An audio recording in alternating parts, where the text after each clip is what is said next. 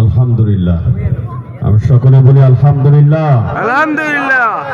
কালাদহ পূর্বপাড়া ফুরকানিয়া মাদ্রাসার উদ্যোগে আয়োজিত আজকের ইসলামী মহাসম্মেলন ও গজল সন্ধ্যার একেবারে মূল অধিবেশনে আপনারা উপস্থিত হয়েছেন। এখনো যারা চিন্তা করছেন, দূর দূরান্তে দাঁড়িয়ে চায়ের দোকানে বিভিন্ন জায়গায় বিভিন্ন শোরগোলে ব্যস্ত রয়েছেন, তাদেরকে দৃষ্টি আকর্ষণ করছি, আপনাদের কাঙ্ক্ষিত মেহমান সেই সুদূর ঢাকা থেকে আপনাদের মাঝে চলে এসেছেন, যার আলোচনা শুনবার জন্যে, যার মূল্যবান কথা শুনবার জন্যে তরুণ যুবকেরা দূর দূরান্ত থেকে মৌমাছির মতো চলে আসে।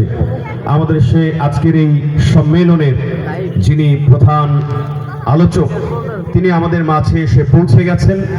আর দেরি নয়, আর কোনো অপেক্ষা নয়, এখনই তিনি আমাদের মাঝে গুরুত্বপূর্ণ আলোচনা পেশ করবেন ইনশাআল্লাহ। তার আগে অল্প একটু তেলাওয়াত শুনবো হাফেজ আব্দুল্লাহর কণ্ঠে। হাফেজ আব্দুল্লাহর